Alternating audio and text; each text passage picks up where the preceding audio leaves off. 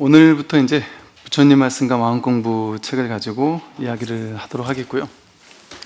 이제 이 첫 번째 장이 보면, 이 부처님 말씀과 마음공부의 첫 번째 장에 보면 이제 집착이라는 주제입니다. 여러 가지 주제를 가지고 이렇게 그 책을 좀 뽑았는데요. 부처님 말씀을 가지고 뽑았는데, 첫 번째에 이제 집착이라고 한 이유가 있어요. 이 집착이라는 주제는 어찌 생각하면은 이제 되게 쉬운 주제이기도 하고, 되게 간단한 주제이기도 하고, 그냥 이게 뭐 마음 공부를 한다, 뭐 불교 공부를 한다 그러면 누구나 집착하지 마라 하는 것에 대해서는 뭐 너무 흔하고 쉽게 우리가 다 알고 있는 부분이에요. 그래서 좀 가볍게 넘기기 쉬운데, 사실은 이 집착이라는 것을 내려놓을 수 있으면 이 집착을 하지 않는 게 아니에요. 집착을 해도 괜찮습니다. 그런데 집착하는 그 대상, 내가 집착해서 취하고 싶은 대상, 내가 살면서 갖고 싶은 것들이 많잖아요. 내가 얻고 싶고 가지고 싶은 것들, 그것에 대해서 갖지 말라는 게 아니에요. 이 불교에 보면은 그 이제 무집착이라는 그 법정 스님의 말씀 때문에 불교를 공부한다 이러면 전부 다 무집착해야 되는 줄 아는데, 불교는 무집착하는 종교가 아닙니다. 그 집착하고자 하는 그 대상이 진짜 무엇인가, 그 대상의 특성이 무엇인가, 대상을 내가 어떻게 바라봐야 되는가, 그 내가 집착하고자 하는, 갖고자 하는 그 대상과 나와의 어떤 관계를 어떻게 맺어야 하는가, 이제 그것을 지혜롭게 가진다면, 뭐 선어록에서는 그러거든요. 집착하지 마라 이렇게 얘기 나오는 게 아니라, 이 바르게 깨닫기만 한다면 뭐 하룻밤에 황금 만냥을 써도 상관없다, 소화가 된다 이렇게 표현을 한단 말이죠. 그리고 우리 생각에는 부처님께서 평생 그 길 위에서 계셨기 때문에 뭐 집착하는 것이 하나도 없었다 이렇게 하지만, 집착하는 건 없었어요. 그런데 가지고 쓰는 게 없었던 건 아닌 거죠. 부처님이 뭐 우리나라에 상당히 유명했던 스님들 보면 이렇게 막 전국 큰 도시마다 이렇게 지부를 설립하고 이러는 불교 단체가 많잖아요.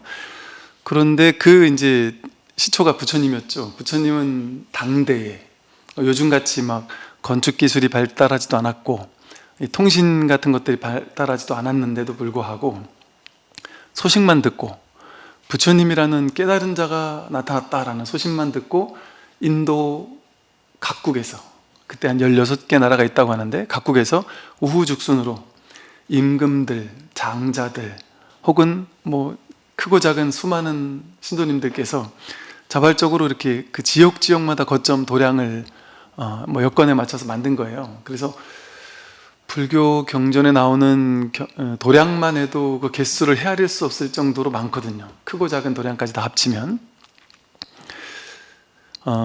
그래서 이게 이제 불교는 무소유 종교다, 이제 그런 게 아니니까 너무 이제 걱정하실 필요는 없고, 다만 여러분이 지금 집착해서 갖고 있는 걸 할지라도, 내가 막 수천억을 가지고 있어도 그게 진짜 내 거냐, 그게 진짜 내게 맞냐를 생각해 봤을 때 진짜 내게 아니죠. 잠깐 쓰는 거죠. 내가 지금 이렇게 재산이 있으면 그 재산을 가지고 내가 필요한 것들을 이렇게도 쓰고 저렇게도 쓰고, 그러면서 그냥 그걸 가지고 이렇게 쓰다가 내가 떠나게 되면, 이 지구별에서 떠나게 되면 그 모든 것을 가볍게 놔두고 떠나야 되는 거잖아요. 지금 쓰고 있는 것도 또 내가 그 뭐 땅이 많고 뭐 서울, 뭐 대전, 대구, 부산 뭐 곳곳에 내 땅이 많다 하더라도, 그 땅을 돈으로 따지면 어마어마한 돈이겠죠. 내가 뭐 산도 몇 개 가지고 있다 이렇게 하더라도, 빌딩을 몇 개 가지고 있다 이렇게 하더라도, 그게 진짜 내 거냐라고 봤을 때, 우리가 그 땅에 가서, 그 산에 가서, 그 빌딩에 가서 내가 주인이라 해도 할 수 있는 게 뭐가 있을까요? 그냥 내가 올라갔다 내려오는 거예요. 산에도 그냥 올라갔다 내려오고 마음속에서 이게 내 땅이구나 이렇게 마음을 가지는 거죠. 근데 그 땅 주인이 아닌 우리도 그 땅에 오르락내리락 할 수 있고, 그 빌딩에 왔다 갔다 할 수 있어요. 아무리 많은 땅을 가지고 있어도 그 땅이 실제 내 거냔 말이에요. 그 흙을 내가 이 땅이 내 거니까 이 흙을 막 너무 사랑스러워서 맨날 끌어안고 자고 할 수가 없단 말이죠. 그냥 기껏 해봐야 마음속으로 아 이거 내 땅이지 하는 든든한 마음을 가지고 그 길을 걷는 거예요. 우리도 그런 마음 없이 그냥 길을 걷는 것이고, 그래서 이 소유한다라는 것이 실질적으로 내가 소유할 수 있는 것이 아니라 관념으로, 생각으로 아 이게 내 거지 하는 어떤 든든함, 그러니까 이런 걸 돈으로 사는 거죠, 어찌 보면. 그래서 우리가 죽었다 깨어나도 실질적으로 소유할 수 있는 것이 있느냐? 실질적으로 소유할 수 있는 것은 없습니다. 이 몸을 내 몸이니까 내가 내 몸을 실질적으로 소유하고 있느냐? 이 몸을 소유하고 있지 않아요. 이 몸 내 마음대로 할 수가 없어요. 이렇게 내 마음대로 하는데요 하지만, 이렇게 내 마음대로 하는데요 하지만, 이렇게는 내 마음대로 하는데 이게 뒤로는 못해요. 또 할 수 있는 만큼만 하는 거예요. 그냥 되는 만큼만. 마음대로 되는 게 아니죠. 그 지 인연 따라 이렇게만 되는 인연을 만나니까 이렇게만 되는 거거든요. 이 몸을 내 거라고 하지만 우리가 이렇게 물을 마시고 밥을 먹고 하면서 계속해서 순환하고 있죠. 이 몸도 계속 왔다 갔다 하고 있고, 내 몸이면은 내가 안 아프려면 안 아파야 되고, 졸리지 않으려면 안 졸려야 되고, 그럴 텐데 젊고 싶으면 젊어져야 되고 이럴 수 있어야 될 건데 안 된단 말이에요. 내 뜻대로 안 됩니다. 안 아프고 싶은데 몸은 아파져요. 늙고 싶지 않은데 몸은 늙어지고 주름이 생기고, 죽고 싶지 않은데 죽음을 향해서 저절로 가고 있단 말이죠. 그러니까 우리는 이제 이렇게 저절로 인연 따라 그냥 저절로 되고 있어요. 세상 모든 것은 그냥 인연 따라, 자기의 인연의 법칙에 따라 그냥 이렇게 흘러가고 있단 말이에요. 변하고 있습니다. 재행무상으로. 고정된 것은 아무것도 없어요. 이것이다 할 만한 게 아무것도 없단 말이죠. 그냥 인연이 이렇게 만나면 이게 되고 저렇게 만나면 다른 게 되는 거예요. 어떻게 조건이 화합하느냐에 따라서 물질도 되었다가 사람 몸으로 들어가기도 했다가, 물이 비가 되었다가 구름이 되었다가 수증기가 되었다가 사람 몸이 되었다가 피가 되었다가 동물의 몸으로도 들어갔다가, 이렇게 끊임없이 순환하는 것뿐이지 인연에 따라. 그럼 내가 이 물을 마셨다고 해서 이 물이 이제 내가 됐느냐, 나로 윤회했느냐, 이렇게 말로 하려면 그렇게 할 수도 있겠지만 그렇게 고정되게 말할 수 있느냐 하는 거죠. 그래서 내가 소유한다고 느끼는 모든 것들은 실제로는 내가 소유하는 것이 아니었습니다. 내가 소유한다고 생각하고 있는 것이죠. 이 몸을 내 소유라고 생각하지만 이 몸은 내 소유가 아니죠. 그냥 몸은 인연 따라 왔다가 갑니다. 몸은 인연 따라 왔다 가요. 근데 사람들이 이 몸을 내 거라고 착각하는 이유, 내 뜻대로 된다고 착각하는 이유는 되는 것도 있고 안 되는 것도 있기 때문에 그래요. 그러니까 요건 되는 거잖아요. 근데 이걸 뒤로 제끼는 건 안 되는 거거든요. 그러니까 이렇게 되는 거는 내 뜻대로 되는데 이런단 말이에요. 근데 이건 인연이 이렇게는 되고 이렇게는 안 되게 됐단 말이에요. 그러니까 인연 따라 되는 것만 되는 거예요. 그리고 이러다가 온몸 마비가 오는 사람은 또 이것도 안 돼요. 사람이 죽고 나도 안 되고, 잠자면서도 깊은 잠에 빠져 있어도 또 안 된단 말이죠. 나는 내가 운동 열심히 해가지고 몸을 건강하게 만들었는데 라고 합니다. 그러면 나에게 달린 일인 줄 알아요. 내가 건강한 음식 먹고 운동을 열심히 하면 몸은 건강해진다, 이렇게 믿는단 말이죠. 그럼 그건 나에게 달린 일이냐? 나에게 달린 일이 아니다 라고도 정할 수 없고, 나에게 달린 일이다 라고도 정할 수 없어요. 그게 이제 중도적인 안목이죠. 제가 이렇게 말한다고 해서 스님은 내 뜻대로 안 된다라는 걸 말씀하시는군요, 이렇게 결론 내려서 주장을 하려고 하는 것이 아니에요. 이 연기법 중도라는 것은 어느 한쪽으로 딱 고정되게 서라는 게 아닙니다. 우리는 되기도 하고 안 되기도 한단 말이에요. 내 뜻대로 되는 것도 있고 안 되는 것도 있단 말이죠. 우리 몸이 내 뜻대로 되기도 하고 안 되기도 해요. 그런데 되는 부분을 집중하면서 나는 내 뜻대로 되던데 이럽니다. 내 뜻대로 되던데? 난 내 뜻대로 바꿀 거야 이렇게 한단 말이죠. 그 생각을 하지 말라는 건 아니에요. 그런데 그걸 100%라고 할 수 없다. 이걸 인정해야 돼요. 나는 건강하고 싶어서 운동한다. 운동하면 건강해집니다. 좋은 음식을 먹으면 건강해지죠. 좋은 마음을 내면 더 건강해지겠죠. 당연히 인과응보로 그렇게 됩니다. 그런데 그게 100% 나에게 달린 일은 아니다. 내가 의도한다고 해서 그렇게 100% 되지는 않습니다. 그럴 수가 없어요. 그런데 이제 뭐 시크릿이나 서양에 이제 한창 뜨던 그런 어떤 서적이나 이런 데서는 뭐라 그러냐 하면 사람들을 혹하게 만드는 이제 그 기술을 선보이죠. 그래서 마음먹은 대로 할 수 있다. 무엇이든 마음먹은 대로 할 수 있다. 자기 인생은 자기가 창조할 수 있다. 이것을 이제 미끼로 던집니다. 그리고 어떤 그런 이제 스승들조차 그런 것들을 스스로 아주 굳게 믿으면서 나는 지금까지 원하는 대로 다 이루었다. 너희들도 할 수 있다. 나처럼 할 수 있다. 시간만 지나면 전문 용어로 뽀록이 날 텐데 자기 늙고 싶지 않아도 아무리 스승이라도 늙거든요. 원하는 대로 될 수 없습니다. 원하는 대로 될 수 있다. 될 수 있는 방법을 가르쳐 주겠다. 불가능하죠. 진시황도 자기가 생명 연장을 못했단 말이에요. 노자의 가르침의 일부를 자기가 오해해서 해석해가지고 그 도교에서 일부에서는 무슨 뭐 양생술에서 자기가 뭐 천년만년 살 수 있을 것처럼 영원히 산다 뭐 이런 얘기가 있으니까 그걸 고지고대로 어리석은 사람들이 고지고대로 이해하니까 아 이렇게 하면 천년만년 사는 거구나 이런 식으로 언어를 잘못 이해해서 해석을 하면 그런 삿된 이야기들이 나오게 되죠. 그런 얘기가 아닙니다. 불교에서도 불생불멸이라고 하죠. 뭐 말하자면 영생이라고 할 수 있어요. 근데 그 영생이라는 말은, 불생불멸이라는 말은 그런 뜻이 아니에요.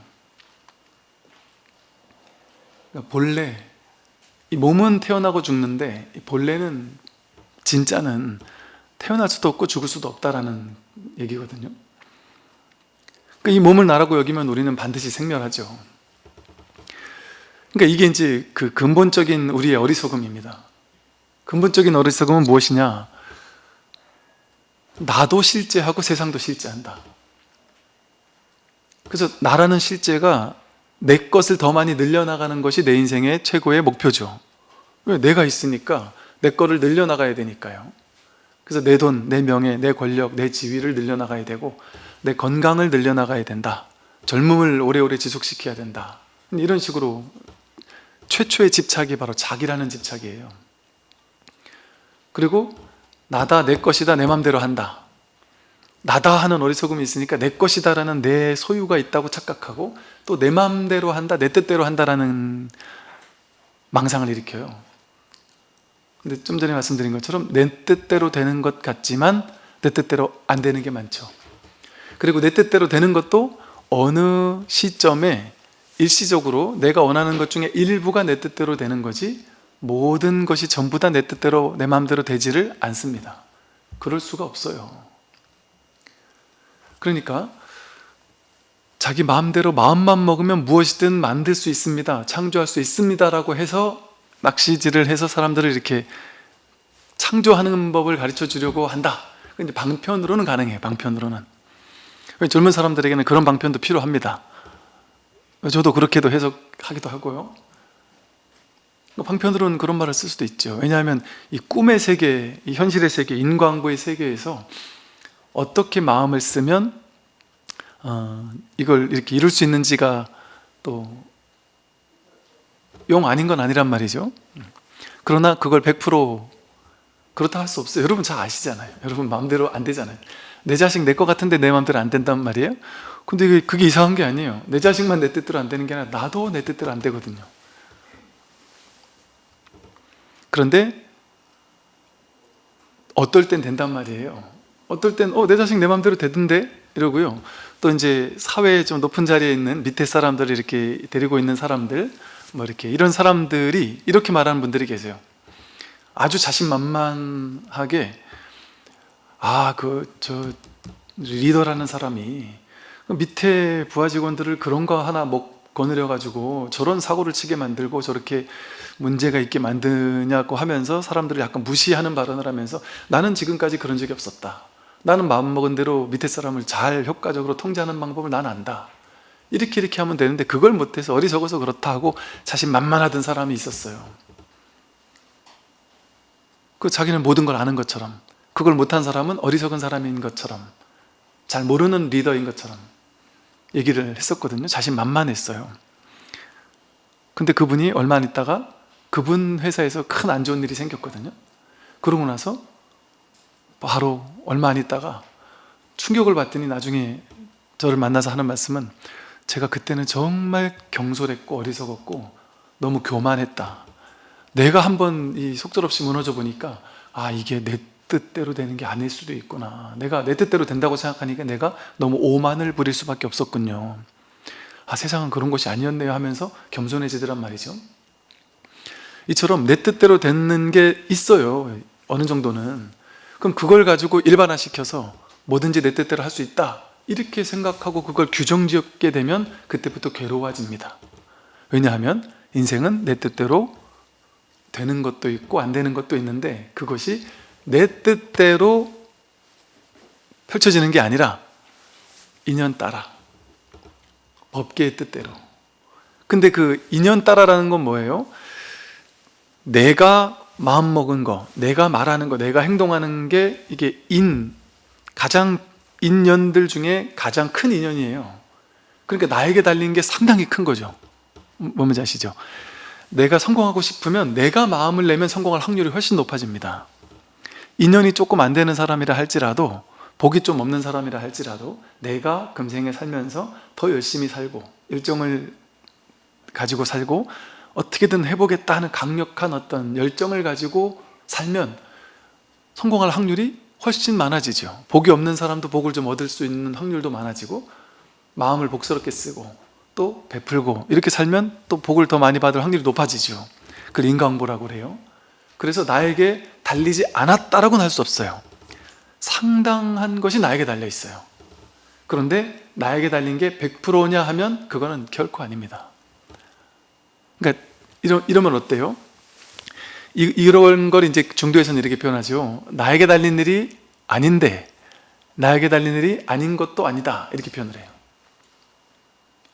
그렇기 때문에 우리가 어떤 삶의 자세를 견지해야 될까요? 성공하고 싶거나 건강해지고 싶거나 자식을 잘 키우고 싶으면 적극적으로 마음을 내고 적극적으로 도전하고 적극적으로 노력하고 열정적으로 삶을 자기가 주도적으로 만들어 가야 되는 거예요. 그런데 결과는 내가 이렇게 노력했지만 결과는 내 뜻이 100% 반영되지 않을 수도 있어. 그게 당연한 진리야 라는 걸 인정하고 시작해야 된단 말이죠. 그러나 내가 안 하면 그것조차 안 돼.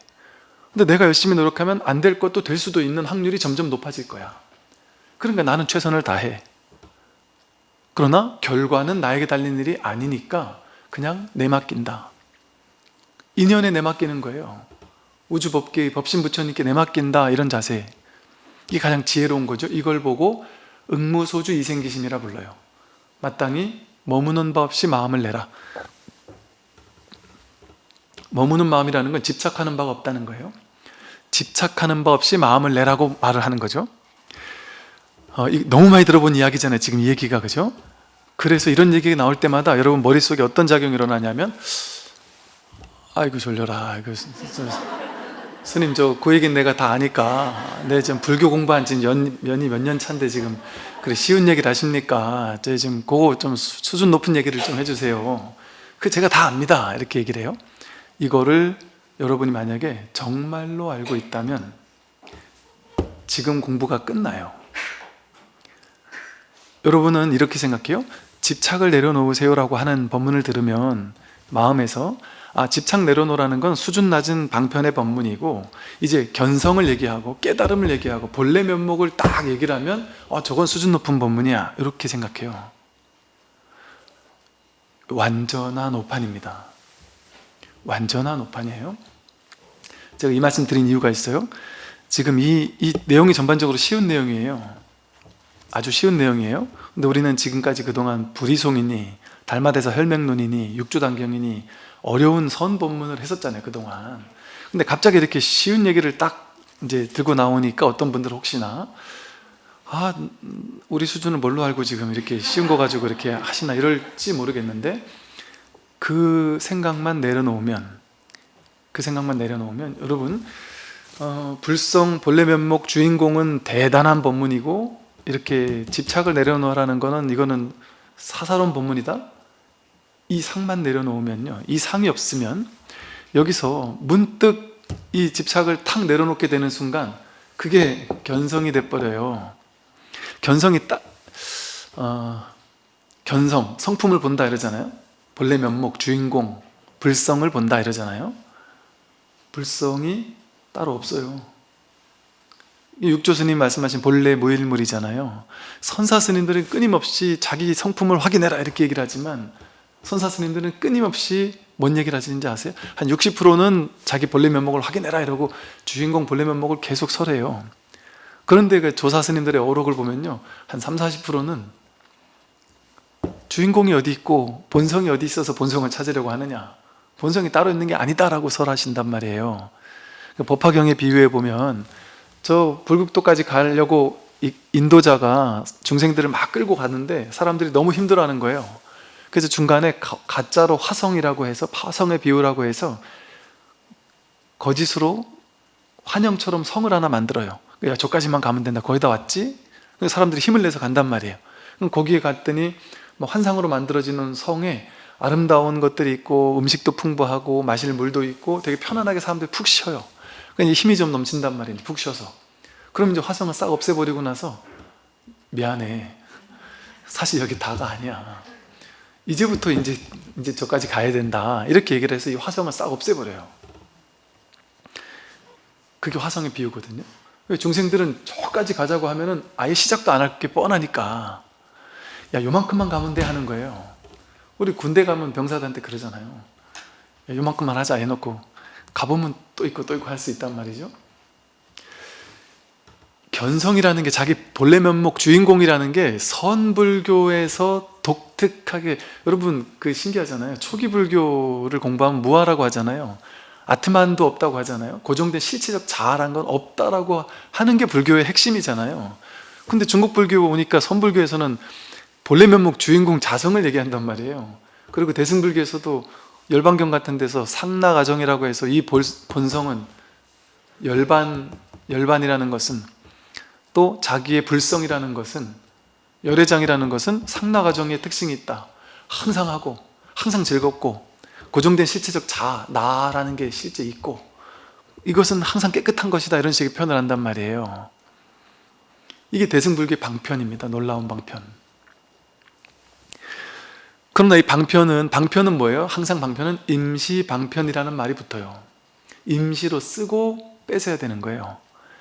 임시로 방편을 주어서 요만큼까지 오게 만든 다음에는 뺏어야 된단 말이죠. 그러니까 선불계가 위대한 점이 여기 있습니다. 성불해라, 부처까지 되자 이러면 여러분 가겠어요? 부처 하는 게 얼마나 힘들겠습니까?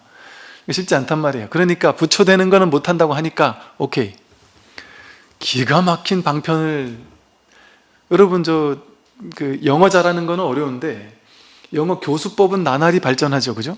교수법은 나날이 발전하잖아요. 그처럼 방편은, 불교의 핵심 가르침은 변할 수 없어요. 석가모니 부처님 말씀하신 그 법이 선불교 와서 바뀐 게 아니에요. 똑같아요. 바뀔 수 없습니다. 근데 종파에 따라, 시간에 따라, 시대에 따라 방편은 놀랍게 변할 수 있어요. 교수법이 바뀐단 말이에요, 교수법이. 그리고 지난 2500년 동안 일어났던 불교 역사 속에서 사람을 깨닫게 하는 게 불교거든요. 해탈 열반하게 하는 게 불교거든요. 그런데 그 엑기스가 감춰져 있었어요. 왜냐하면 본인이 깨달은 부처가 있을 때는 부처가 돼야 돼, 이 얘기를 하겠죠, 그죠? 근데 본인도 못 깨달았어요. 그럼 부처 되는 얘기 하겠어요?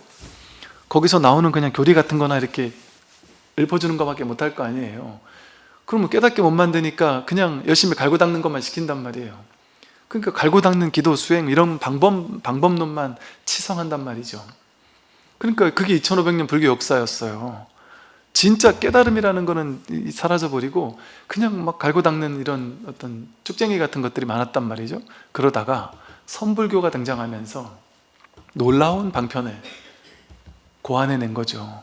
물론 그것을 고안한 결정적인 계기가 된 것이 바로 대승불교에서 만들어졌던 그 열애장 사상, 또 열반경의 일체중생 시류불성이라는 사상, 뭐 이런 가르침들이 바탕이 되었단 말이죠. 그래서 이 교수법이 등장을 했어요. 그래서 무수히 많은 도인들을 양산해냈어요. 우후죽순으로 무수히 많은 도인들이 막 마구잡이로 쏟아져 나오는 시대였어요. 당나라 때, 송나라 초반까지. 그러다가 그게 또 무너져 내린 거예요. 지금까지 또 1000년 동안 숨겨져 있었단 말이에요. 여러분 참선, 선불교 이러면은 이렇게 앉아가지고 명상 참선하는 거 이것만 참선 선불교인 줄 알았잖아요, 그죠? 이게 근자에까지도 이 초기 선불교를 몰랐단 말이에요. 이게 등장하지 않았단 말이에요. 그러니까 그래서 이제 어떤 스님이 이런 식으로 표현을 해요. 지금 인류 역사 속에 윗바사나 내지는 명상이 지금 한 번 휩쓸고 지나가서 세계적으로 지금 이 명상이나 윗바사나 같은 흐름이 뭐 마인드플리스 이래가지고 온갖 이름으로 완전 세계적으로 놀랍게 세계의 정신사를 뒤흔들어 놓고 있습니다. 온갖 분야에서 뭐 양자 물리학, 심리학, 의학, 모든 분야에서 이 불교의 명상 이런 것들이 막 휩쓸고 지나갔단 말이에요.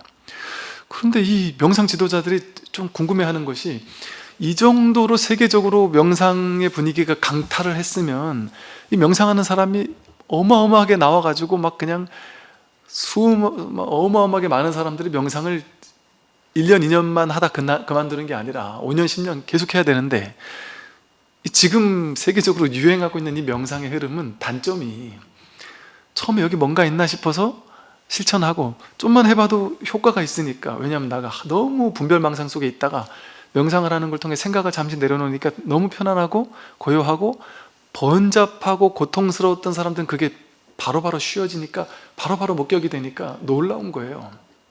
근데 이제 이거의 치명적 단점은 오래오래 하는 사람이 없더라는 거예요. 한 1년, 2년 죽도록 몰아붙이다가 요중에도 아마 저 미얀마도 갔다 오고 태국도 갔다 오고 뭐 단계 출가하고 이런 분들 계실 거예요. 몰아붙이고 한 6개월, 1년 몰아붙이다가 이 명상센터에 있는 사람들이 다 하는 얘기가 그거예요. 스승들이 하는 얘기가 이건 한 6개월에서 1년까지는 막 밀어붙인 사람들이 있는데 그 이상 2년, 3년, 5년, 10년 계속해서 하는 그 정도의 상근기 사람들이 없다는 거예요. 이게 어찌 보면 그게 없다는 게 뭐겠어요. 그런데도 계속해서 뭔가 효과가 있다면 그래도 하겠죠. 그렇게 힘들지만 뭔가가 확 내 인생이 변하는 뭔가가 있다면 하겠죠. 근데 처음에 내가 확 변화시켜주는 건 인정하는데 이게 그 한계가 있단 말이에요. 유의조작으로 밀어붙이는 공부는 한계가 있어요. 그는 법과 방편일 뿐이지 그건 본질적인 게 아니란 말이죠. 밀어붙이는 공부는. 그래서 세계적으로 수많은 사람들이 불교에 분명히 뭐가 있긴 있어. 어마어마한 뭔가가 있어. 그런데 저거 도대체 어떻게 하는 거지? 이거에 목말라 있단 말이죠. 근데 그걸 명상으로 하는 건지 알았단 말이에요, 지금까지. 그래서 이 수많은 명상 인구가 이제 저변 확대가 됐는데 이 토대 위에 놀랍게도 최근 얼마 안 됐어요. 한 10년? 길어봐야 20년도 안 됐어요. 이 어떤 그 시대적인 흐름을 타고 이 선에서 만들어냈던 이 초기 선, 그걸 이제 조사선이라고 불러요. 초기 선불교, 육조 스님, 마조, 황벽, 임재, 조주, 운문 스님 같은 분들이 수없이 많은 제자들을 법문을 통해 그냥 막 깨어나게 했듯이 수행하지 않고 그냥 법문 듣고 다 깨달았단 말이에요. 부처님 당시처럼. 부처님 제자들은 전부 다 법문 듣고 깨달았잖아요. 그런 일이 일어나게 했다가 그게 이제 숨어버렸어요. 한 1000년 동안.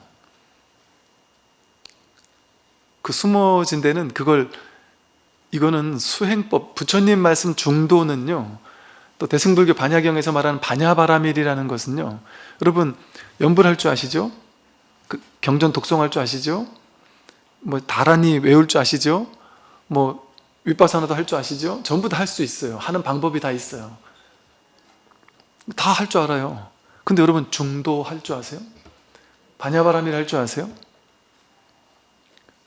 이렇게 물어보면 희한하네. 중도는 어떻게 하는 거지? 반야바라밀은 어떻게 하는 거지 싶단 말이에요. 그림이 확 그려지지 않는단 말이에요. 그게 진짜 중도고 그게 진짜 반야바람이래요. 그게 진짜 수행이에요. 그게 진짜 수행이에요. 근데 그 수행은 유의조작으로 밀어붙이는 수행이 아닙니다. 부처님이 제자들 깨닫게 했던 방식이에요. 부처님 제자도 어떻게 깨닫게 했어요? 오비구, 가섭존자, 그 뭐 초기에 모든 제자들이 부처님 법문 듣다 깨달았어요. 5비구 앉아가지고 법문 듣다가 깨달았잖아요. 사리불, 목건년 전부 다 와서 빠른 사람은 며칠 안 있다가 깨달았고요. 좀 둔한 사람들이 1주일이나 2주일 있다 깨달았어요. 사리불, 목건년도 1주일, 2주일 있다 깨달았고 법문 듣고 깨달았어요. 근데 법문 듣고 깨닫는 순간에 예를 들어 하늘이 막 진동을 하고 우주가 막 그냥 꽉꽉꽉 막 소리를 내고 막 통 밑에 쑥 빠지고 뭔가 우주가 개벽을 하는 체험이 있었다면, 그리고 그 체험이 반드시 동반되어야만 하는 거라면 경전에 그런 얘기가 왜 안 나왔을까요? 진짜 깨달음의 시대에는 놀라운 점은 그 체험하는 그 순간에 어마어마한 체험 같은 이런 얘기를 안 한단 말이에요. 이제 알았다 이러거나 이거란 말이야 하고 아하 하고 끝난단 말이야. 아하 이거라고 하고, 그래서 시원해졌다 내지는 오랜 동안 의문이 이제 풀렸다 하거나 삼배하고 떠나갔다 하거나 그냥 그런 정도예요. 그냥 시원해졌다 이런 정도거나. 그런데 왜 우리는 깨달음은 어마어마한 막 진동이 동반돼야 된다고 생각할까요? 유의조작으로 밀어붙이던 사람이, 유의조작으로 죽도록 밀어붙이던 사람이, 목숨 바쳐서 죽도록 밀어붙이던 사람이 못 깨달아요. 그런데 죽도록 밀어붙이다가 죽어라고 해도 안 되는구나, 내 온몸 온 영혼을 바쳐서 갈아 넣어서 했는데도 불구하고 안 되는구나 라고 해서 나는 정말 죽어도 안 되는구나 해서 확 포기가 온단 말이에요. 그럼 그때 된단 말이죠. 그때 확 열린단 말이죠. 밀어붙일 때 되는 게 아니라 이걸 포기했을 때 된단 말이에요. 근데 밀어붙이던 그 열정이 너무 컸다 보니까 이게 올 때 체험이 세게 온단 말이죠. 배고픈 사람 밥 먹으면 그냥 밥 먹고 배부르다 이러고 끝이에요. 배고프면 밥 먹으면 되는 거예요 그냥. 그런데 밥을 한 10일, 20일 굶다가 밥을 먹으면 막 감동스럽단 말이에요. 그 감동스러운 체험이 동반된단 말이에요. 그냥 밥 먹는 거에. 이건 인과적인 거예요. 이 체험이란 크고 작은 유무는. 그러니까 그거는 신경 쓸 필요 없다. 그래서 이제 지금의 시대가 놀라운 시대인 점은 뭐냐면 그 선불교라는 놀라운 그 방편이 지금에 이제 되살아났을 뿐 아니라 지금은 우리나라뿐 아니라 동양 서양 할 것 없이 미국이나 유럽에서도 마찬가지예요. 우후죽순으로 이 초기 선불교의 어떤 안목 이런 것들을 밝힌 분들이 많아요, 세계적으로. 그런 분들이 깨달았다 하는 사람들이 쓴 글들 이런 거 보면 다 같은 얘기하고 있어요. 같은 얘기하고 있어요. 제가 20년 전에 처음 그 에카르트 톨레 책을 만났을 때는, 그때는 제가 약간 마음 관하고 윗바산하고 이런 거에 꽂혀 있을 때였거든요. 그때 그 책을 읽었을 때는 야, 에카르트 톨레 이 사람도 완전 윗바산하는 사람이네. 불교란 용어만 안 썼지 이거 다 그냥 명상하란 얘기네, 이렇게 생각했거든요. 20년이 지나서 지금에 와서 다시 읽어보니까 이게 자기 본성 밝히는 얘기더라고요. 모든 깨달았다는 사람들이 다 자기 본성을 밝히는 얘기를 하고 있어요. 그런데 지금에는 놀랍게도 그 당시 선불교 초기에는요, 완전 열심히 공부하는 선사 스님들끼리만 공부하는 불교였어요. 이 선불교는. 그러니까 어렵게 얘기해도 먹혔단 말이에요. 법이 뭡니까 하면은 손가락만 하나 들어도 그렇게 꽉 막혀있다가 먹혔단 말이에요. 그런데 이 대중이 깨닫는 데는 그게 쉽지 않단 말이죠. 그런데 지금은 그런 수많은 선각자들이 이것을 대중에게 누구나 쉽게 쉬운 오늘날의 말로 풀어서 자기 지금 현실, 자신의 현실 이걸로 풀어서 설명을 하면서도 이게 법을 고스란히 드러낼 수 있구나. 이 방편이, 지금의 시대는 이 선불교의 방편이 폭발적으로 확장되는 시대랄까요? 교수법이 몰라보게 달라지는 시대예요. 그래서 지금은 선불교 당시, 부처님 당시 때 못지않게 오히려 더 깨닫기가 쉬운 그런 시대로 들어서고 있습니다. 약간 뻥 같잖아요, 이렇게 말하면. 그죠? 거짓말이 아니란 말이에요. 이거 실제 상황이에요. 제가 이런 얘기를 할 줄은 20년 전 같으면 꿈에도 생각 못했을 거예요. 꿈에도. 불교계 전체가 생각을 못했을 거예요. 꿈에도 생각 못했을 거예요. 그리고 깨달음이라는 게 이렇게 어이없는 건가? 이렇게, 그러니까 부처님께서 깨닫고 나서 야, 내가 법문 안 할란다, 법문하지 말자. 이거 어떻게 법문하나, 이걸 한다고 들을 사람이 있을까? 이걸 한다고 이거를 귀하게 여길 사람이 있을까? 이게 100번 이해가 안 다니까요. 이 자리를 확인하고 나면 이게 두 가지 측면이 동시에 구족하고 있거든요. 아무것도 아닌, 이거 아무것도 아니고 누구나 다 갖추고 있는 건데, 누구나 다 깨달아 있는데 이걸 뭘 얘기를 하나. 이게 너무 어이없는 측면이 있어요. 그리고 또 이게 전부인 측면이 있어요. 모든 것, 그 어떤 것과도 바꿀 수 없는, 이게 전부라니까. 우주 전체를 갖다 줘도 바꿀 수 없는, 이게 전부예요. 전부. 생사를 해탈하는 말 그대로. 이 놀라운 공부거든요. 부처님 손바닥에 온 우주 법계를 올리고 있다듯이 내 손바닥 위에, 이게 경전에 어록에는 이런 게 있어요. 이렇게 손 하나 쑥 뻗어서 저 안드로메다 별 같은 무수히 많은 별의 세계를 몽창 가져온다, 뭐 서강의 물을 한 모금으로 마시면은 내가 법을 알려주겠다, 뭐 이런 식의 말이 있어요. 그게 이 손톱 위로 딱 올라온단 말이죠. 온 우주 전체가. 말의 비유를 든다면 그런 놀라운 장엄문으로 설명할 수 있는 측면이 있단 말이에요. 그런데 놀라운 점은 이 두 가지 측면이 동시에 있다는 건 뭐겠습니까? 너무 어이없이 쉬운 거란 말이에요. 그러니까 이거 그냥 이 쉬운 데서 바로 자기 눈앞에서, 바로 자기 눈앞에서 이거 한번 확인하고 나면 너무 아무것도 아닌 거예요. 그래서 이제 이걸 여러분들은 내려놓으라고 지금까지 이렇게 장황하게 말했어요. 무슨 말이냐면, 무슨 깨달음, 뭐 해탈, 열반, 무슨 견성, 이런 공부는 대단한 공부인데 이런 좀 쉬운 공부는 이거 가지고 내가 깨닫겠나? 뭐 이런 생각 있잖아요. 그게 둘로 나누는 생각이에요. 깨달음 공부 따로 있고 그냥 생활 법문 따로 있다, 이렇게 둘로 나누는 생각이에요. 깨달음이라는 건 지금 손가락 하나 튕기는 거고 내가 숨 한 번 쉬는 거거든요. 너무 단순하고 간단한 거예요. 그래서 그 준비가 돼 있어야 된다는 거죠. 그 자세가 돼 있어야 된다.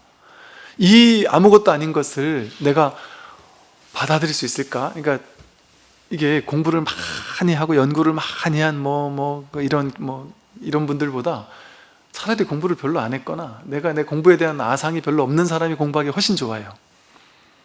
훅 받아들이니까 이게 원래 이런 건가 보지 하고 받아들여요. 근데 공부를 많이 한 사람은 막 발끈하고 따집니다. 깨달음이 그렇게 단순할 수 없어. 그렇게 쉬울 수가 없어. 그렇게 얘기한단 말이죠. 그런 관념을 가지고 있으면 이게 비비 꽌다고 생각해요. 손가락 한번 튀기는 게 법이라고 하면 여기 뭔가가 어마어마한 게 있는데 그걸 내가 엄청나게 꽈가지고 막 설명을 한다고 착각을 하는 거예요. 그렇지 않단 말이에요. 뭘로 제가 아까 앞에서 설명한 이 무집착이랑 관련된 이야기를 길게 설명한 이유가, 그거를 잘 듣다 보면은 이런, 지금까지 내가 여러분의 모든 사람들이 살고 있는 평생 삶의 목적이 뭐예요? 내 거, 그거 늘리는 거잖아요. 내 몸 건강하고 내가 돈 더 많이 벌고 내 자식 잘 되고 뭐 내 집 생기고 내 돈 생기고 뭐 내 거 늘려나가는 그런 거잖아요. 쉽게 말하면 나잖아요. 나와 내 거, 나다 내 것이다 내 맘대로 한다 하는 그 아상이잖아요. 그게 어리석음이거든. 그게 분별이거든. 최초의 분별이 나라는 분별이거든요. 근데 이 공부는 깨달음이 따로 있는 게 아니에요. 그냥 사성제, 딱 깔끔하게 사성제예요. 사성제는 뭐겠습니까? 괴롭다. 그 왜 괴로우냐? 괴로움의 원인이 뭐냐? 분별에 있다. 12연기가 괴로움의 원인인데 12연기가 전부 다 분별을 12가지로 나눈 거거든요. 분별의 12가지 측면을 설명한 게 12연기예요. 그러니까 분별 때문에 괴롭다 이 소리예요. 쉽게 말해. 그러면 뭐가 분별이냐? 분별의 가장 근원적인 분별이 나와 너를 둘러 나누는 분별이거든요. 이게 나다라는 분별, 내 바깥에는 남이라는 분별. 그 분별에서 괴로움이 시작된단 말이에요. 그러니까 그 분별이 있으니까 내 거를 늘려나가려고, 내 뜻대로 내 인생을 막 조작하려고, 내 인생을 내 뜻대로 변화시키려고 우리는 평생 살아왔죠. 여러분, 평생 뭐 때문에 사셨습니까? 내 뜻대로 내 인생을 멋있게 바꾸려고 살았잖아요. 아니, 멋있게까지는 아니더라도 내가 스님, 저는 그런 사람 아니에요. 저는 그렇게 욕심 많은 사람도 아니고, 저는 많은 걸 원하지도 않아요. 그냥 조금 원해요. 남들은 막 엄청나게 섣부른 걸 원하지만 저는 그런 사람 아니에요. 저는 조금 원해요. 뭐 원하는데요? 아마 그냥 건강하면 되고. 나이 한 80 되신 노보살님께서 전 많은 걸 안 원해요. 건강하면 되는 이 간단한 걸 원하는데 왜 이렇게 눈이 안 보이는지 모르겠어요. 왜 이렇게 저려오는데 무릎이 아픈지 모르겠어요. 제가 그 보살님께, 보살님, 이거 저는 제가 이 젊은 사람인데도 저도 눈이 안 보이고 저도 무릎이 안 좋은데 조금 원하는 거 있잖아요. 그 조금 원하는 거에 우리는 집착을 하고 있거든요. 이게 요것만 되면 좋겠다. 난 많은 거 안 원해. 요만큼만 되면 좋겠어. 그게 요만큼만 원하는 거. 그게 어디서 나왔을까요? 비교 분별에서 나왔어요. 분별심은 비교 분별이라고 이렇게 같이 써요. 즉 비교에서 나왔어요. 여러분이 아프리카에서 태어났어요. 그래서 지금까지 아프리카에서 살았어요. 그럼 여러분들이 아파트를 원했을까요? 냉장고를 원했을까요? 뭐 멋있는 집이나 차를 원했겠어요? 백을 원했겠어요? 안 원한단 말이에요. 근데 비교하니까 내가 지금까지 살아온 삶의 경험, 그게 무명행식 하잖아요. 12연기에서 어리석음 때문에 여태까지 살아왔던 삶의 경험, 삶의 경험 속에서 의식이 나왔단 말이에요. 분별심. 나는 이런 사람이야. 나는 이 정도는 살아야 돼. 나는 집안 경제가 좋은 사람이야. 나는 이런 사람들에게 대접을 받아야 되는 사람이야. 남들은 나를 무시하면 안 돼. 이런 식의 무명행식에서 자기라는 삶의 어떤 경험을 통해서 자기 분별심이 꽉 쥐고 있단 말이에요. 그러니까 나는 많은 걸 원하지 않아요 한단 말이에요. 난 요만큼만 원하는데 이것도 안 돼요 이런단 말이에요. 그것도 안 돼요. 되긴 되는데 거기에 집착하고 있으면 그걸로 인해서 내가 괴로울 거니까. 그런데 이것만 원하는 게 아니라 난 요만큼만 원하지 않아도 돼요 여러분. 우주 전체를 내가 다 가진 걸 원해도 괜찮아요. 빌 게이츠처럼 뭐 몇 조 원을 버는 걸 원해도 괜찮아요. 뭐 꿈 크게 꾸는 건 좋습니다. 전혀 나쁜 게 아니에요. 더 큰 걸 원해도 괜찮다. 집착만 없다면. 근데 억지로 집착이 없앨 수가 있습니까 여러분? 여러분 지금까지 살면서 해봤잖아요. 지금까지 내가 집착을 내려놔야지 하는데 내려놔지느냔 말이에요. 안 내려놔져요. 그런데 마음 공부하는 곳에 가서 야, 집착을 내려놓으면 행복해진다더라. 집착을 내려놓자. 죽도록 내려놓자 해도 안 내려놔져요. 이게 어떻게 하면 내려놨을까요? 억지로 하려고 하면 안 내려놔져요. 안 되는 거예요. 그런데 실상을 깨달으면 이 대상이 이게 집착할 만한 가치가 있다라고 느껴져요. 그러면 그건 우리는 집착을 놓을 수가 없죠. 이게 가치가 있는 건데 이거 내가 좀만 열심히 하면 가질 수 있을 것 같단 말이에요. 그럼 이거 집착 놓을 수 있겠습니까? 절대 못 놓아요. 그러면 이게 어마어마한 가치야라는 관점에서 내가 마음을 가지고 집착을 놔야 돼. 이러면 여기 맛있는 게 있는데 배고픈 사람이 먹으면 안 돼. 그래야 이거 안 먹고 싶은 마음이 생기겠어요? 안 돼요.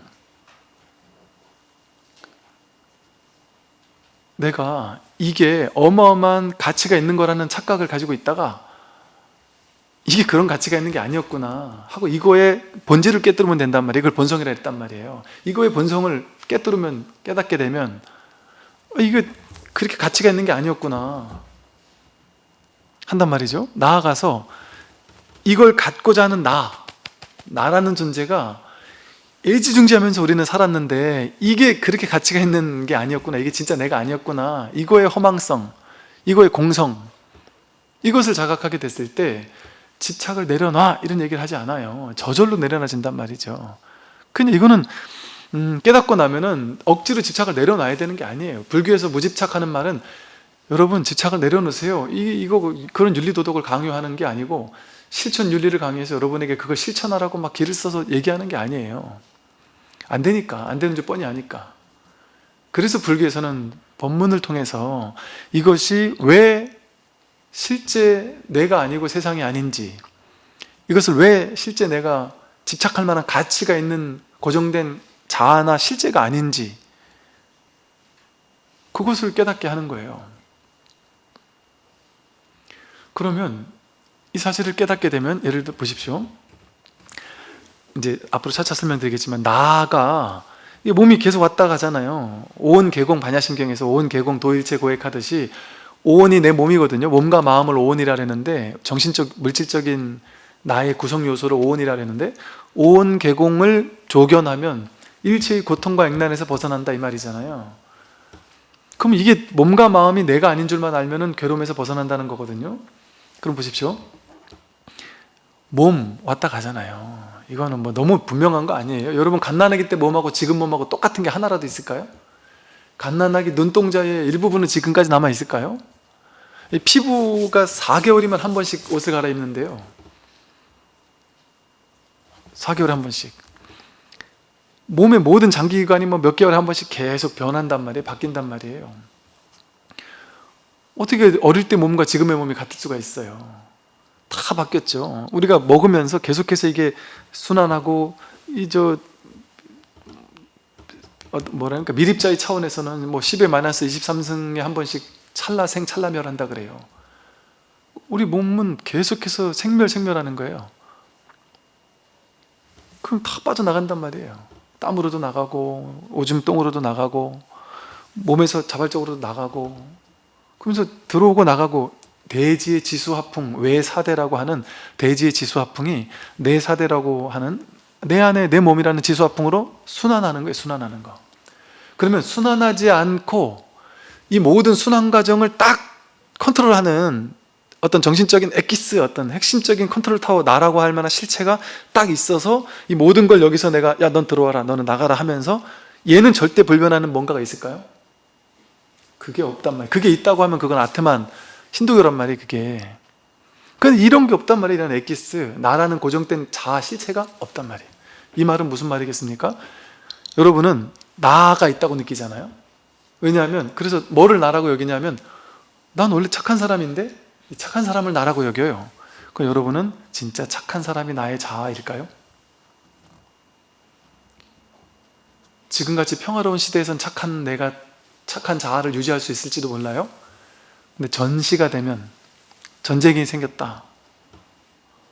그러면 죽고 사는 게 눈앞에 있고 내 자식이 죽느냐 사느냐가 눈앞에 있을 때 남들 안 죽일까요?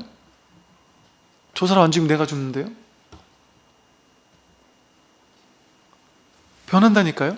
저는 그런 일 절대 못해요. 하지만 인연이 그렇게 만드는 거예요. 인연이 나를 다르게 바꾸기도 해요. 그러니까 나의 고정된 자아라는 게, 개성, 성격이라는 게 없습니다. 인연 따라 바뀌는 거예요. 그런데 자기가 스스로 자기라는 고정된 자아, 성격, 개성이라는 걸 내세워 놓고 그걸 나라고 내 스스로 내 마음으로 딱 규정한단 말이에요. 난 이런 사람 하고. 그런데 여러분도 가끔 느끼지 않아요? 내가 나를 모르겠다, 내가 그럴 줄은 생각도 못했다, 이러지 않습니까? 그게 맞다니까요. 내가 나를 모르는 게 맞아요. 내가 나를 알 수 없어요. 알 수 없어요. 절대 알 수 없어요. 난 이런 사람인 것 같은데 전혀 다른 사람의 모습을 띌 수 있습니다. 여러분이 인연이 달라지면. 하물며 여러분 자식이 어떻게, 제가 내 자식 맞아? 난 저럴 줄 몰랐어. 당연하다니까요. 그럴 줄 모른다니까요. 알 수가 없어요. 여러분 남편이 내 앞에서 하는 거하고 남들 앞에서 하는 게 다르잖아요. 그럴 수밖에 없어요. 내가 고정관념을 가지고 이렇게 대하니까 그 사람도 그 고정관념 속에서의 관계, 그러니까 틀에 박힌 죽은 관계가 계속, 왜? 나는 남편을 데리고 사는 게 아니라 남편이라는 상을 데리고 살고, 남편은 나를 데리고 사는 게 아니라 나라는 상을 자기 머릿속에서 데리고 사는 거니까 진짜 남편과 마주치지 않고 그 상과 마주치면서 사는 거예요. 틀에 박힌, 고정된. 그러니까 그런 고정된 너가 딱 있다고 생각하고 고정된 내가 딱 따로 있다고 생각하는 거예요. 근데 냉정하게 살펴보면 보세요. 첫째, 냉정하게 살펴보면 몸 계속 변화가죠. 성격 계속 변하잖아요. 뭐 큰 성격 중에 일부는 어느 정도 꾸준히 갈 수도 있겠지만 그것도 100% 간다는 보장은 없단 말이에요. 보장은 없어요. 성격도 계속 바뀌고요. 자기 개성이라는 게 정해져 있는 개성이 있을까요? 바뀔 수 있어요. 나는 이 예쁜 외모가 개성이다 이런다면 예를 들어 화상을 입어가지고 얼굴이 달라질 수도 있거든요. 살다 보면 예를 들면 그럼 그게 어떻게 개성이었냔 말이에요. 목소리가 개성이라고 느낄 수 있지만 목소리가 나오다가 안 나오게 될 수도 있어요. 예를 들면 뭐를 자기라고 하고 자기 개성이라고 할 거냔 말이죠. 부자가 나의 개성이다? 부자였다가 가난해질 수도 있는 거예요. 사람은 당연히.